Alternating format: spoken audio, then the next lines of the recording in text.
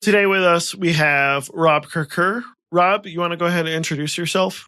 My name is Rob Kerr. I'm a consultant working primarily in mobile platforms, a lot of native development, but more and more is cross-platform with Xamarin, Flutter, and some other tools. And I work with primarily business customers who are looking to deliver applications to both iOS and Android with the most efficient development process that they can experience. Awesome. Really glad to have you on, Rob. I've known you for 3-4 years now, it seems like. Yeah, something like that. Yeah. And we've met either at meetups or touch base every so often. So it sounds like recently you've been doing a lot of cross-platform development. And like I said, I have a little bit of experience with that. I've dabbled a little bit in Cordova as well. My bread and butter, my expertise is obviously Swift, native Swift development. That's what I like to do. I think it has a lot of advantages, but there could be situations like business reasons, valid business reasons to go cross-platform, right?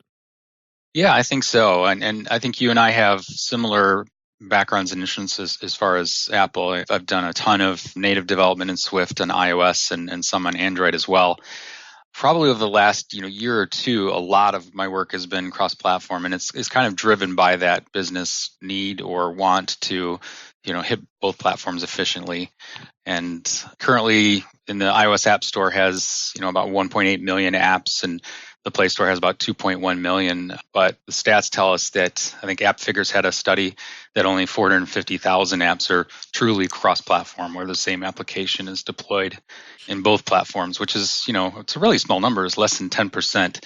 And so what you find is everyone would kind of like to be on both platforms at the same time, but not a lot of folks are, or at least not in an efficient way. So in the past, you mentioned Cordova and PhoneGap, and probably 5 or 6 years ago, that was almost the only game in town.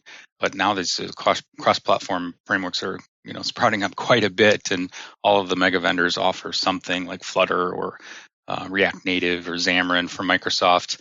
And so it's definitely coming into its own, and there's certainly those applications like business applications, especially where you need to hit both platforms, but maybe don't want to fund building the app twice, once for each. So yeah, I think so. What are some situations where businesses should choose cross-platform as opposed to native? Yeah, that's a good question, and that's it comes up a lot because the reasons not to usually drive into accessing very exotic APIs and things like that.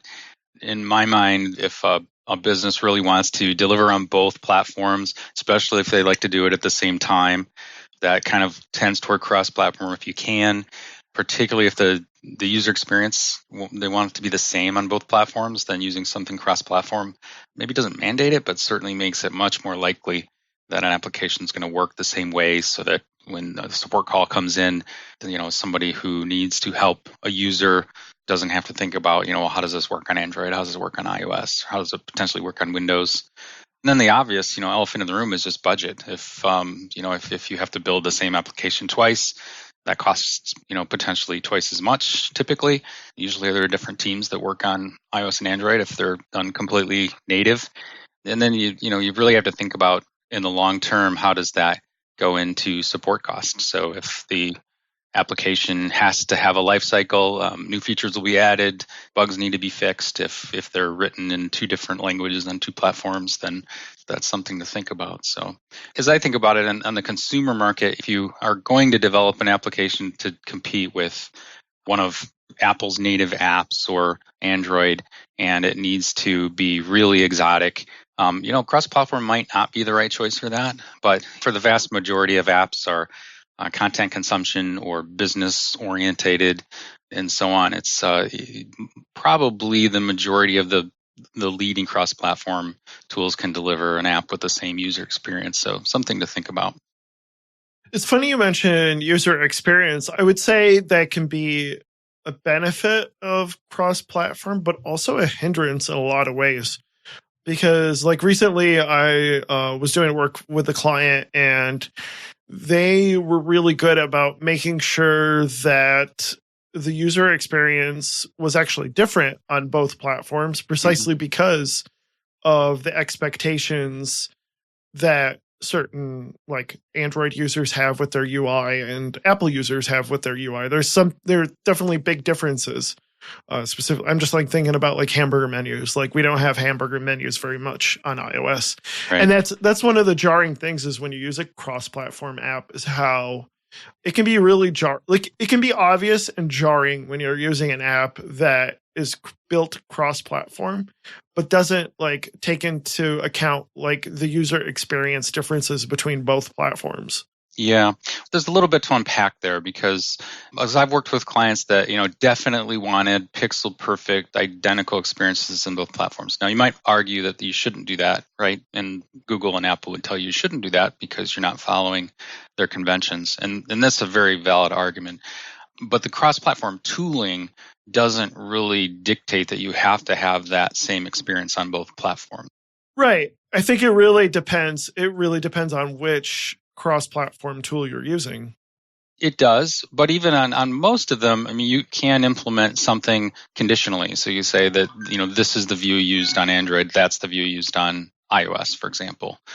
If that's what you want, I don't think cross-platform prevents that.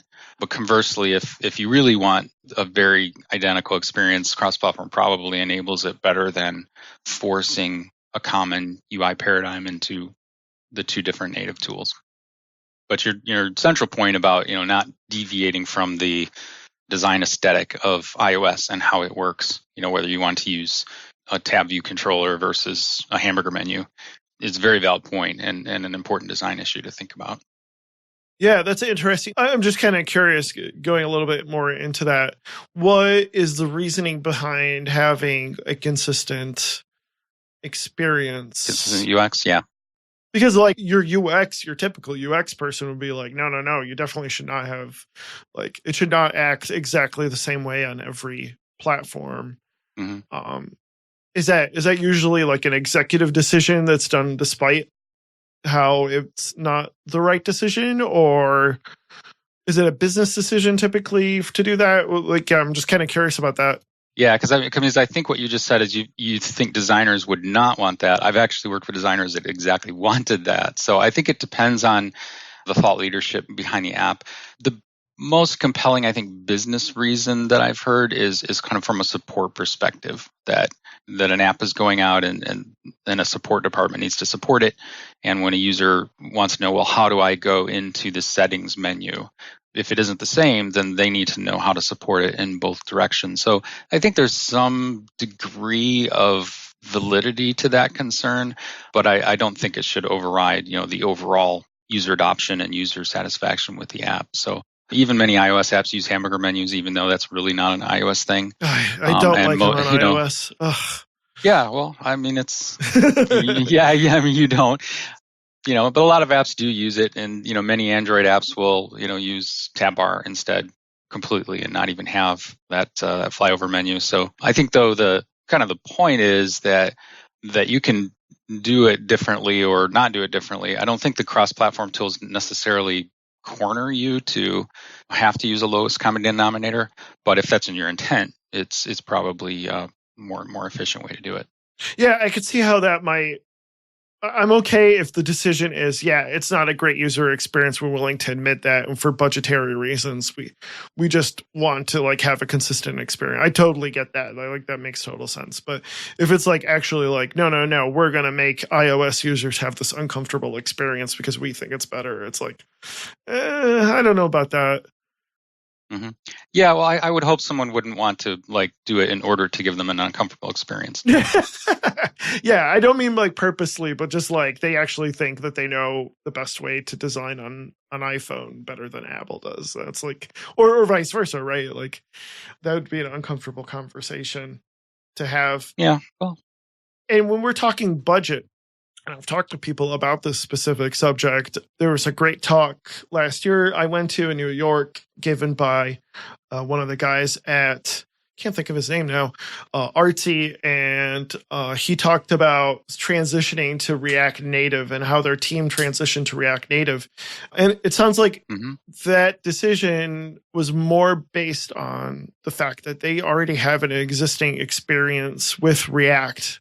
Right. And so it seems like when we talk budget, typically we're talking about what, and we talked about this in a previous episode on back end development, like what your team is already comfortable with is going to be like the healthiest way rather than trying to like necessarily shove Swift or Objective C and Xcode down their throats.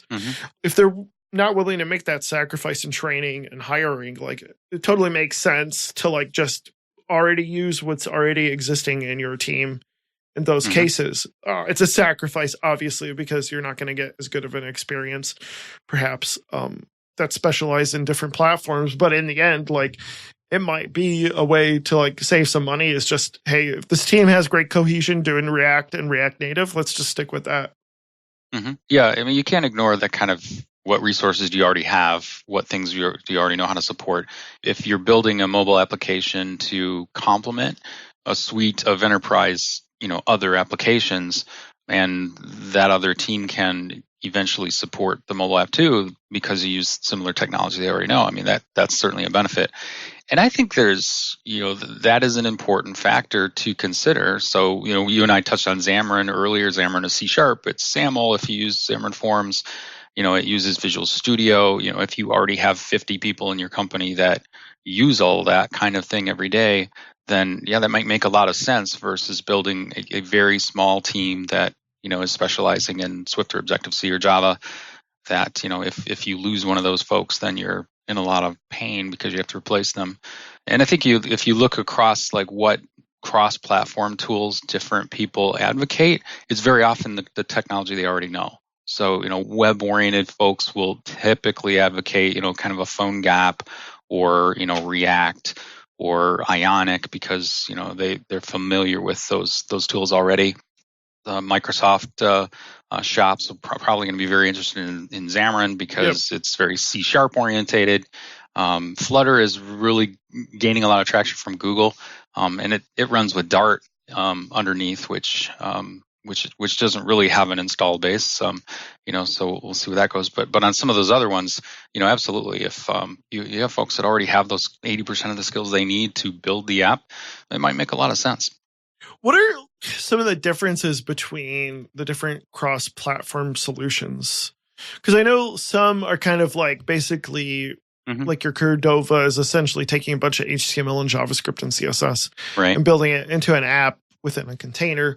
Some like React Native and Xamarin might just take whatever language you prefer and essentially like rebuild it into a actual binary. It may include like some sort of library so that it can run. What are the main differences between these different cross-platform solutions?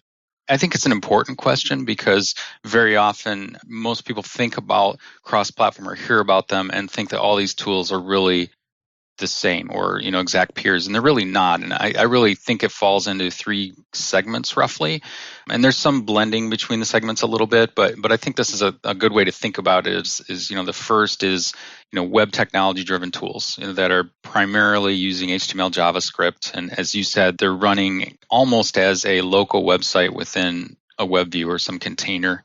Cordova and PhoneGap are, they're the first that did this, and they definitely fall in this camp. Ionic falls in this camp pretty much. It can bridge a little bit to native, but mainly it's running as a web app, as a single page web app within a container. And these I see mainly appealing to web development skill folks that they're really good at web. They want to get mobile as fast as they can. So this can make a lot of sense. And I think it does make a lot of sense for many kinds of apps, especially if they're consumption focused, like a mobile news reader or a magazine website. It can be a really good fit. The second segment I think of as like tools that have some common language for the UI and then have some way to bridge to native SDKs. And kind of the thread here is, how close to native SDKs are you? How abstracted are you into more of a web environment? And then, the second one is really, you got a common language and there's some bridge.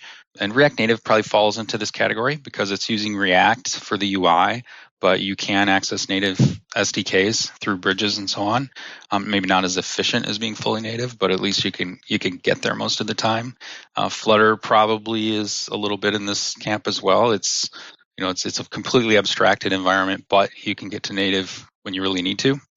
I think these tools are maybe a little more complex to use because you're sort of have one foot in both camps, and debugging can be a challenge and so on. But it's kind of might be a best of both worlds depending on your perspective. And then the third is I can think of there's a few tools that fit in there. Xamarin is probably one, and that's where you're using the common language but actually programming directly to underlying APIs. So in Xamarin, you use C# to call the same methods and APIs that you would in Swift or Objective-C, and it generates native iOS code at the other end.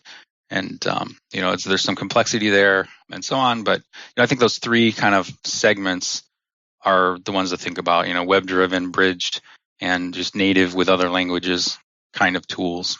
And that's where I think they fit. There's some bleed over, obviously, and some people say, well, this one's a little bit more in the first segment, the second. That could be true. But from a skills and adoption point of view, I think that's a good model.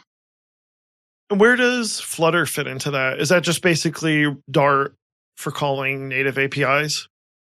Well, Flutter is unique because, like with Xamarin, or I think even to some extent React Native, you're rendering, like in Xamarin, you're rendering a native like UI button in iOS, and on Android, it's rendering a native Android button. You're just using C# in that case to do that.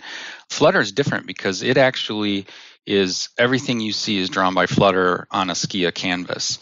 So that's kind of cool because you know exactly what you're going to get on both platforms. It's very fast, and I think it'll go 60 frames a second or something like that. So it's a kind of like Cordova in a way, but better. But it also does have access to some native SDKs as well. Not all of them, and that team is working on the bridging. But it fits somewhere in the middle. I think I put it sort of in the center camp of something that's common language and bridging to native to an extent.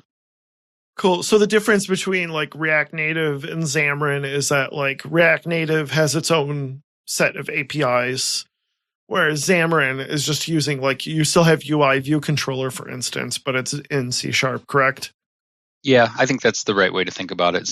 React UI is kind of using an abstract paradigm, React, and then it has a bridge to native. Gotcha. So you can get there. Whereas Xamarin is like totally native, unless you're using Xamarin Forms. But if you're using Xamarin iOS and Xamarin Android, you're just using a different language to access the underlying operating system APIs. And then Xamarin's, the reason you would want, from their perspective, the reason you would want to do that is because all that common code like web access and business logic and all that is completely shared. It's all in C#, and there's just no deviation between platforms.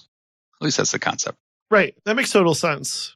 What out of those three types, or out of the platforms that you've seen, what do you prefer? It's a really good question. So definitely, I tend to gravitate a little bit toward, what's a really good fit for the organization? What's going to be good for long-term TCO and support? I do work with a lot of, business customers. I think Xamarin's a really good fit there. I actually like working with Xamarin because it works directly with the underlying operating system. So if I have algorithms in Swift that access HealthKit and can do all the things that HealthKit does, I can pretty much port those directly to Xamarin without any changes. And it has source level debugging at every level, which is kind of nice. So I like that platform. It's not that commonly used, I guess, in, outside of the business realm. And then outside of that realm, I do like Flutter. I like what Flutter is doing right now and the support it has behind it. So I'm hopeful that will continue to grow and get better. And React Native is, fairly common out there and fairly used. And there's a lot of folks available to work on that technology. I think it's pretty compelling. I haven't done much work with React Native, but the associates that have used it and love it, have kind of told me that that's a pretty good solution. Probably the ones I avoid a little bit are more the web-driven ones, so the PhoneGap and Ionic. I think they're very good, and they can have a place, but at least the projects I've worked on dig more into the weeds with using HealthKit, using Apple Pay, and so on and so on. And I think the further you get away from the ability to get to native APIs, the less of a good strategic decision that technology is probably going to be. Yeah. And then the other one I'm thinking of is NativeScript, which that's JavaScript based as well. And that's done by the guys at Progress, I believe. So yeah, it is. Yeah, it's NativeScript is. I mean, it is really interesting. It's even more native than React Native, I guess. Right. But probably its biggest challenge is that the amount of folks out there that the ecosystem. I mean, it's just really not there. Most people probably never heard of it. But and there's so many competitors that I think they're going to have a challenge getting traction. But technically, very compelling. I think I hear a lot of Ionic, and usually if it's a fairly simple app, you don't have to deal with the native APIs in that case. I know that there's some bridges, but it's not anywhere near as comfortable as working with the other ones. Ionic, I actually worked on a project for a client 2-3 years ago, and we did some, we were able to get to a lot of native things. You combine, at the time Swift is either really new, so we needed to print some things on Zebra printers, which had to be done with native Objective-C, and we were able to glue it together. The debugging, again, was a challenge because you can't necessarily debug that library or that framework that you're linking in very easily. So that was a challenge. But Ionic, I think what we had trouble most with was kind of controlling the UI a little bit because it's so web-based, and then just generally it's a completely open source volunteer ecosystem. Well, the other thing about Ionic is you're locked into Angular. Whereas if you use something like, and that, I think, PhoneGap and Ionic, I think they're the same thing essentially. But if you break it down to Cordova, so correct me if I'm wrong, but Cordova is the underlying Apache open source project that will convert web applications to mobile apps, right? And then Ionic is kind of built on top of that, and then also brings in AngularJS. Is that correct? Yeah, pretty much. But, I don't necessarily see that as a downside as much as the reason that you're doing it. Right, exactly. Yeah. So if you already have an Angular team, then it makes total sense to go with Ionic. You can go a step lower than that and use Cordova. If, for instance, you're a Vue.js team, that might make more sense as well. Yeah, I mean, Cordova is basically running a web app in a web view with some specific JS and CSS files. So right. It's pretty plain Jane. But all the platforms I think kind of fall in that category. Is if you're Ionic, has this particular framework. If you like React, you probably like React Native. If you like .NET, you probably like Xamarin, and so on. So it's and that's where these projects came from. It's groups that specialized in those platforms came up with a mobile solution. So it's I think part of the package. And then I hear a lot of React Native. That's typically the biggest one I hear. And then Flutter is kind of the one that's gained a lot of momentum in the last few months. And then here in Michigan, we have a lot of C# and Java developers. So it makes total sense where you'll hear Xamarin being used is typically amongst companies that already have, they're either Microsoft shops or they have a ton of C# developers. It makes sense for them to go with Xamarin. Yeah, exactly. And all of those, if you sort of, follow the money kind of a thing, React Native is Facebook, Flutter is Google, Xamarin is Microsoft. And then there are a lot of open source, volunteer, community-driven things, out there as well. And I guess, NativeScript has a corporate, behind it as well, but it's not really a mega vendor. Right. Yep, exactly. What are some of the biggest challenges, or what are some of the points within working on a project where you were just like, guys, you're making this much harder than you need to. You guys should really consider switching over and transitioning to doing a native app? Or what are some code smells or smells within a project that you're like, okay, at this point, I think you guys should really consider opening up Xcode and learning some Swift, because this is not going to work out in the long run. Mm-hmm. No, that's a really good question. And it's definitely something to consider, because if you're starting a new product, your likelihood of being able to switch to something else is low once you have that much sunk cost into it. So, and I think it's really good. What are some of the challenges? Probably the first isn't necessarily feature driven, but just that if you use a cross-platform platform or development tool to develop something, you're not going to be going directly to Apple for support. You're not going to be using Apple's APIs directly. So you have to kind of think about that a little bit. It's kind of obvious, right? Because the whole idea of cross-platform is you're working an abstraction layer, but your team does need to have still a pretty good understanding of the underlying operating systems and so on. So there's some that you still need to do. There's as far as kind of feature driven, I was talking to a client and they said, we're thinking cross platform. Here's what we want to do. The red flags I'd probably be looking for is, are you trying to do something that is really, really specific to the operating system underneath? So are you trying to use Metal on iOS, which you might not find any support in most cross platform tools? Right. Or are you trying to, do something like earlier we talked about, having a completely different experience on the two platforms? Well, if it is really completely different, then you're still going to be writing it twice, just in a different framework. And, does that make sense? Another thing I kind of look at or think about is, how much of this app is UI? How much of the app is underneath logic and code and things like that. So if an application is like 90% not the UI, then cross-platform may make a lot of sense. Why write a lot of business logic and database logic and calculations in two different languages to hit two platforms? Maybe it makes more sense to consolidate them. But, if the app is primarily, if it's, something that is totally UI driven, 90% of it is kind of UI stuff, and you want that UI to be very different on two platforms, that's like, well, maybe cross-platform doesn't make a lot of sense. Yeah, I think those are really good points. Before we close out, is there anything else you wanted to mention? No, I think that's a pretty good discussion. I think there's tremendous interest, and you probably see it too with being able to ship to both platforms at the same time, and but having completely incompatible ecosystems makes that kind of tough. So I think a lot of people are thinking about this, and unfortunately or fortunately, there's probably 6 really good choices out there of technology stacks to use, and not everyone is right for everybody. So it's a challenge. Yeah, I think a lot of folks go into it thinking it's a shortcut. It does help, but it really depends on your team. And it really isn't as much of a shortcut as people realize. Just to kind of reiterate what you're talking about here, like I think the good ones is like if you really want a consistent user experience, like you really insist upon it, probably cross-platform is a way to go.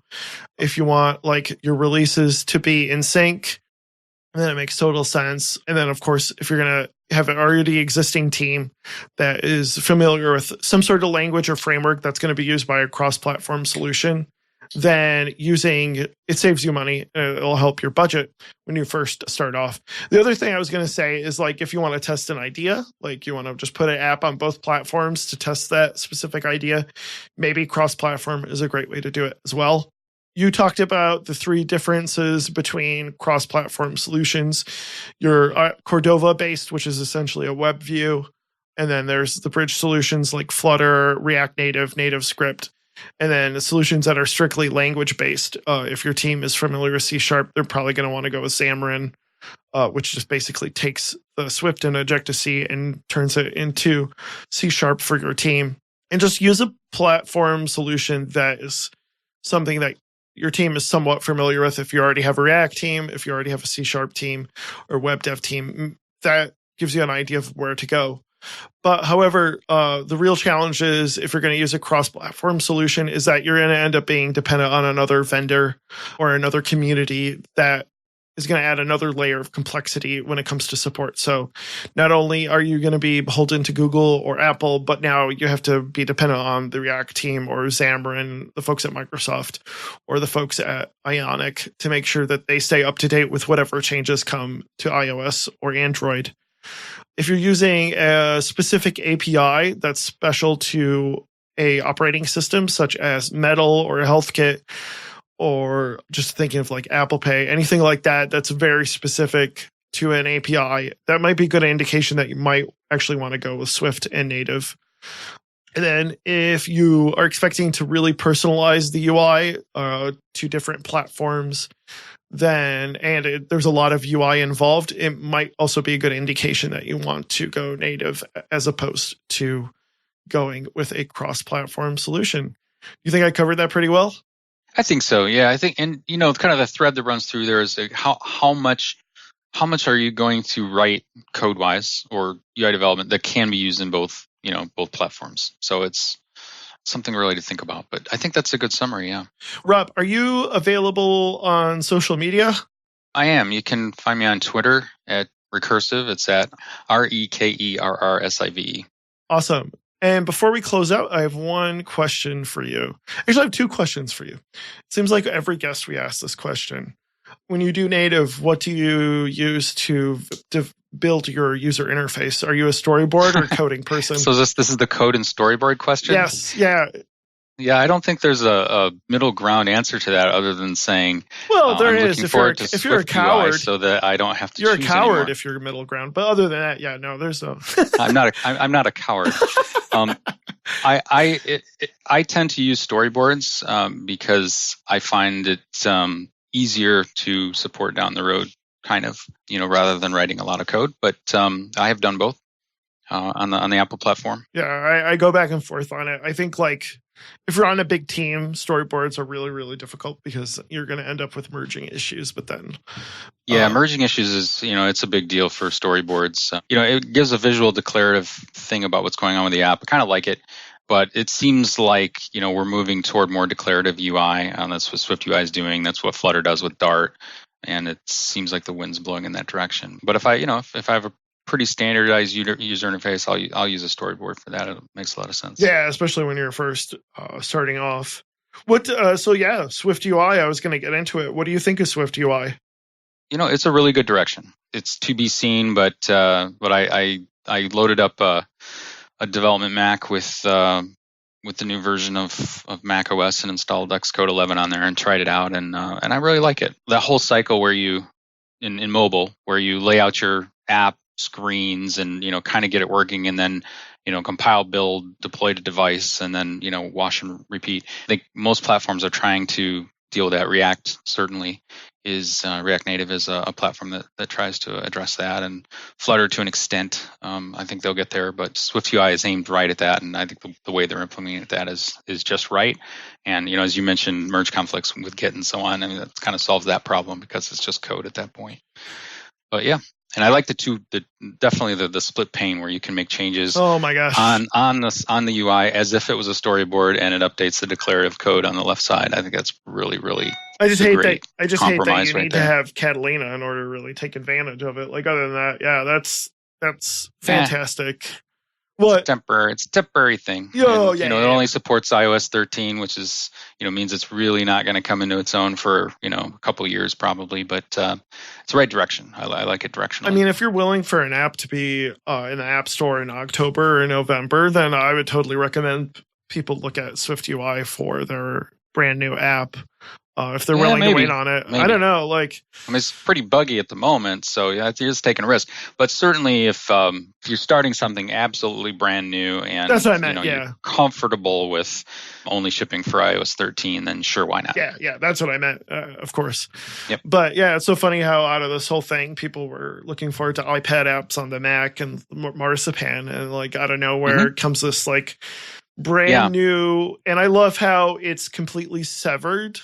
Right. Some people aren't going to like it, but it's completely severed from Objective-C. It takes advantage of the whole Swift and Swift DSL stuff, and creates finally a decently healthy way to build UIs. Because even going back to the question, going between storyboards and coding your own UI, I think a lot of people would, going back to cross-platform development, a lot of people like building their UI in HTML, and it makes sense. CSS and HTML are just a lot easier to work with, and having a declarative way to build your UI using SwiftUI, it's a much more comfortable way, because storyboards, all that stuff was it's a black box. You can't go into that XML and figure out how to manually add a button to user interface using storyboards. It's impossible.